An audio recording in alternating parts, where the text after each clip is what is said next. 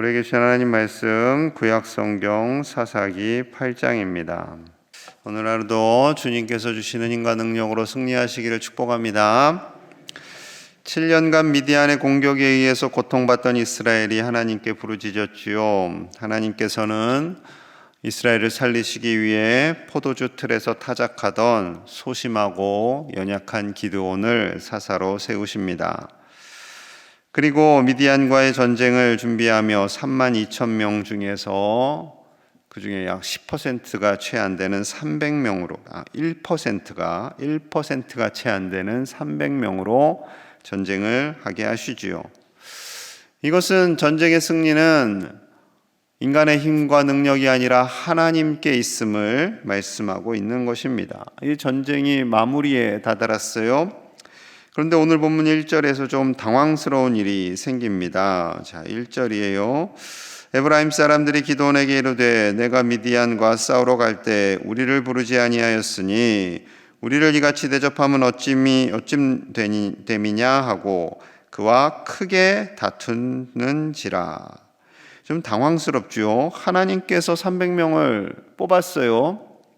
그런데 갑자기 에브라임 사람들이 미디안과 싸우러 갈 때 왜 우리를 부르지 않았느냐 하면서 크게 다투는지라.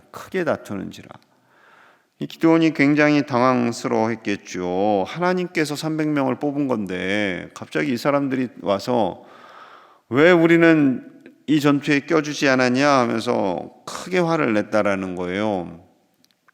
여기에 기드온이 또 함께 너희가 하나님의 일을 함부로 하려 하느냐 하면서 크게 다툴 수도 있겠지만 그렇게 하지 않습니다. 2절 3절 보시면 2절입니다. 기드온이 그들에게 이르되 내가 이제 행한 일이 너희가 한 것에 비교되겠느냐. 에브라임의 끝물 포도가 아비에셀의 만물 포도보다 낫지 아니하냐.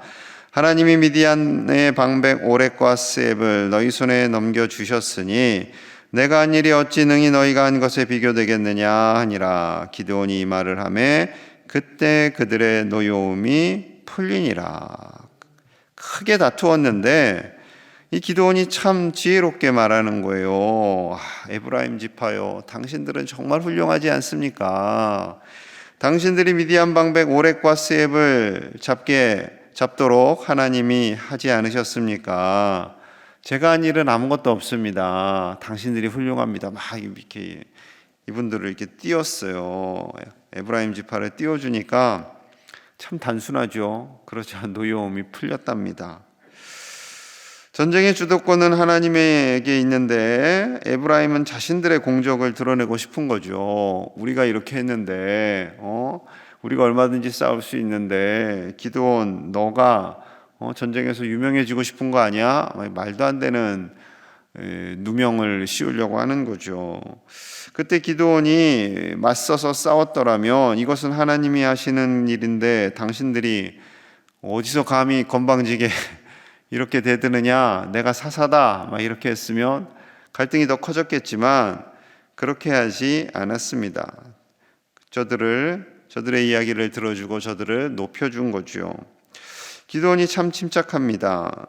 그냥 크게 다툼이 될 수 있는 것을 말 한마디로 모든 화가 풀리는 그 결과를 낳게 되었지요. 야고보서 1장 19절에 이렇게 말씀합니다. 내 사랑하는 형제들아, 너희가 알지니 사람마다 듣기는 속히 하고 말하기는 더디하며 성내기도 더디하라. 듣는 것을 빨리 하고 말하는 것은 늦게 하고 화를 내는 것은 더 늦게 하라라는 겁니다. 그런데 우리는 반대로 하죠. 듣는 것보다는 말을 먼저 하고 말하다가 안 되면 화를 내기도 하고 그렇습니다. 요즘 정치권에서 참 많이 시끄럽고 어렵습니다. 요즘 정치권뿐만 아니에요. 우리의 삶도 똑같습니다. 우리도 상대방의 이야기를 듣기 어려워하고 내가 먼저 내 말 좀 들어보라고 말을 안 들으면 막 옆 사람 치죠. 잠깐만 손이 먼저 나갑니다. 그래서 말하고 말이 안 되면 화내고 화내도 안 되면 엎어버리고 내지는 방을 뛰쳐나가기도 하죠.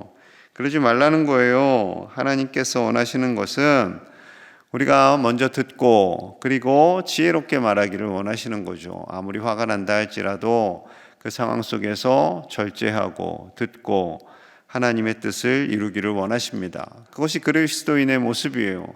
예수님 믿는 사람이 맨날 저 사람은 화만 내, 맨날 툭하면 화내, 결코 예수님의 성품이 아닙니다. 주님의 성품을 따라서 듣기를 먼저 하고 말하기와 성내기는 최대한 뒤로 빼실 수 있는 저와 여러분들 되시기를 축복합니다. 아직 전쟁이 끝난 게 아니에요. 그러하기 때문에 이제 남은 잔당들을 치기 위해서 기드온과 300용사가 끝까지 추격을 합니다. 미디안 군대 12만 명이 전사하였고요. 15,000명 정도가 남았어요. 이제 그들의 리더인 세바와 살문나를 체포하고 이제 전쟁이 다 끝이 나게 됩니다. 이스라엘 백성들이 얼마나 기뻐했겠습니까? 너무 좋아서요. 이렇게 기드온에게 제안을 합니다. 22절이에요. 22절. 그때 이스라엘 사람들이 기드온에게 이르되 당신이 우리를 미디안의 손에서 구원하셨으니 당신과 당신의 아들과 당신의 손자가 우리를 다스리소서 하는지라. 이스라엘 사람들이 너무 놀랐어요. 세상에 기드온에게 이런 능력이 있다니. 그러니 당신과 당신의 아들들과 손자들이 우리 민족을 다스려 주십시오. 대를 이어서 해 주십시오. 마치 북한처럼 대를 이어서 다스려 주십시오. 그러자 뭐라고 합니까? 23절. 자, 같이 봅니다. 23절 시작. 기드온이 그들에게 이르되 내가 너희를 다스리지 아니하겠고 나의 아들도 너희를 다스리지 아니할 것이요 여호와께서 너희를 다스리시리라 하니라. 아멘. 명언을 하죠. 맞습니다. 기드온이 이스라엘 백성을 다스리는 것도 아니에요. 그의 아들들이 다스리는 것도 아니에요. 하나님이 다스리시는 거죠. 하나님이 이스라엘의 주인이 되십니다. 온 우주의 주인이 되십니다. 만약에 하나님이 기드온 너의 아들이 다스릴 것이다 하시면 다스리는 거예요. 기드온 너의 손자가 다스린다 하면 하는 거예요. 하지만 그 명령이 떨어지지 않았어요. 그 명령이 떨어지지 않았습니다.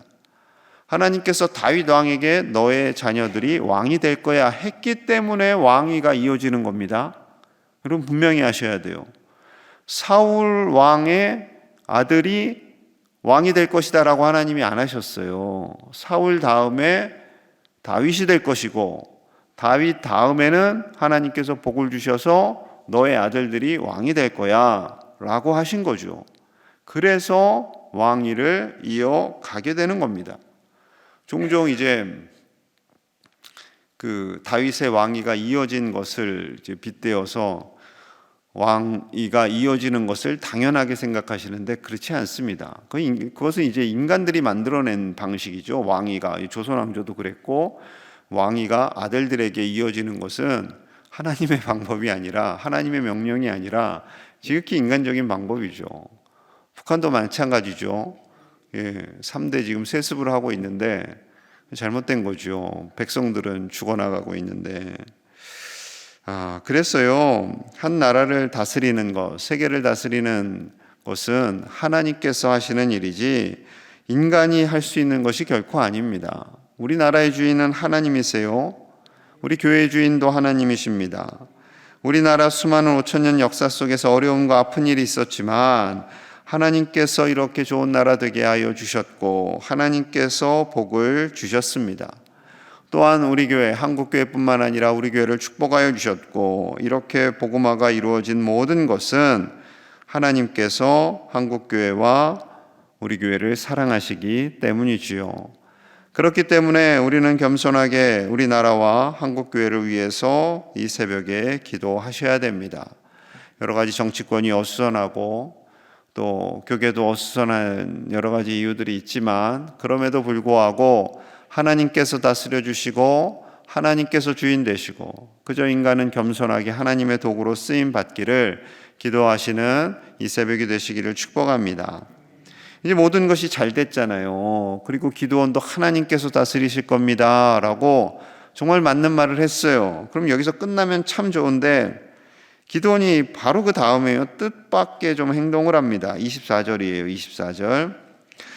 기드온이 또 그들에게 이르되 내가 너희에게 요청할 일이 있으니 너희는 각기 탈취한 귀고리를 내게 줄지니라 하였으니 이는 그들이 이스마엘 사람들이므로 금 귀고리가 있었음이라.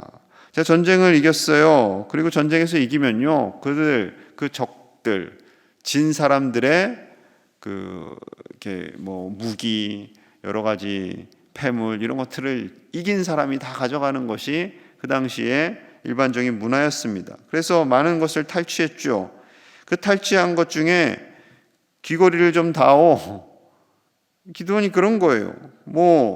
당신을 왕으로 세우겠습니다 라고 한 사람들이니까 귀고리 좀 달라고 하는데 못 줄 게 뭐가 있겠어요. 폐물 주고 미디안 왕들이 입었던 자주색 옷도 주고 낙타목에 둘렀던 사슬도 주고 다 줍니다.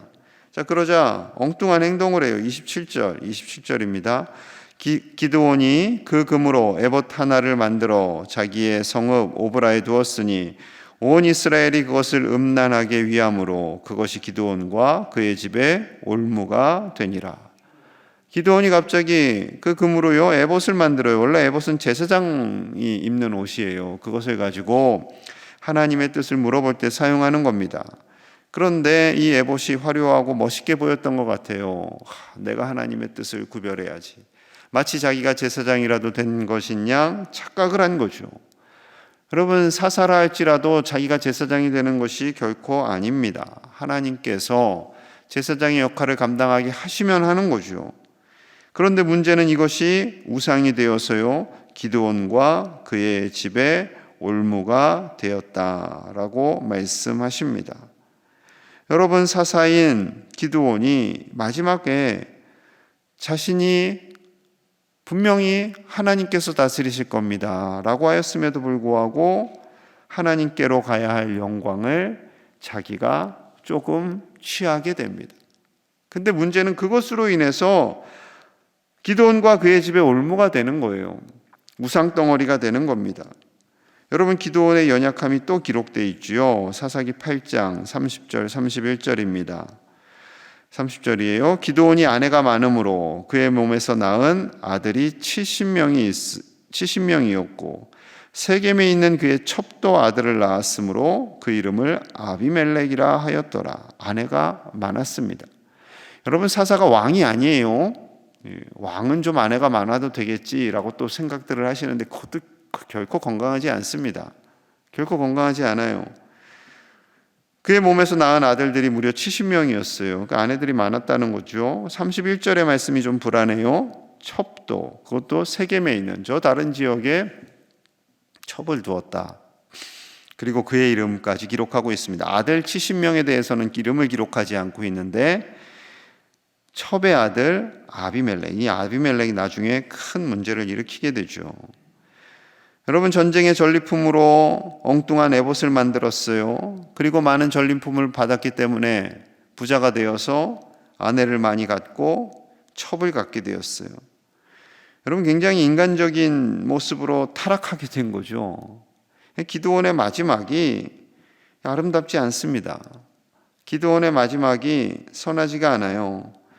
종종 이 대통령이나 왕 이런 권력을 가진 사람들의 마지막이 선하지 않는 경우가 참 많이 있잖아요. 마지막에 욕심을 부리게 되기 때문에 그렇습니다. 여러분, 하나님께서 주신 것, 하나님께서 주신 모든 것을 하나님의 것으로 올려드리실 수 있는 저와 여러분들 되시기를 축복합니다. 너무 많은 세상의 것에 욕심을 두게 되면 하나님 주신 사명을요 점점 잃어버리게 돼요. 그리고 자꾸 엉뚱한 길로 가게 됩니다. 하나님께서 주신 것, 하나님의 나라와 의를 위해 끝까지 사용하실 수 있는 저와 여러분들 되시기를 간절히 축복합니다. 하나님께서 주신 권력, 하나님께서 주신 물질, 하나님께서 주신 건강, 하나님께만 기쁨이 되고 하나님께만 영광이 되는 그렇게 끝까지 살아가시는 저와 여러분들 다 되시기를 간절히 축복합니다. 우리 함께 기도하겠습니다. 우리의 삶이 하나님께서 칭찬하시는 인생이 되도록 우리의 처음부터 마지막까지 변함없이 흔들림 없이 꾸준히 바울과 같이 하나님 보시기에 아름다운 인생으로 달려가는 삶이 되도록, 변질되지 않도록, 아무리 높은 권력을 가지고 많은 재물을 가졌다 할지라도 그것이 우리의 우상이 되지 않도록 위해서 기도하고요. 나라의 여러 가지 어려움이 있습니다. 한국교회와 또 이 나라를 위해서 기도하겠습니다. 경제, 외교, 정치 모든 분야에 하나님께서 평화를 주시기를, 한국교회가 오직 복음, 오직 예수 그리스도만을 자랑하며 허탄한 것에 집중하지 않도록 기도해 주시고요. 입시와 취업을 위해 준비하는 우리 자녀들, 손주들을 위해서 저들이 끝까지 최선을 다하고 좋은 결과 있도록 우리 함께 기도하겠습니다. 하나님 아버지 감사합니다. 우리에게 믿음을 주심에 감사합니다. 하나님, 우리가 끝까지 하나님이 칭찬하시는 인생이 되기를 원합니다. 하나님의 쓰임받는 인생이 되기 원합니다.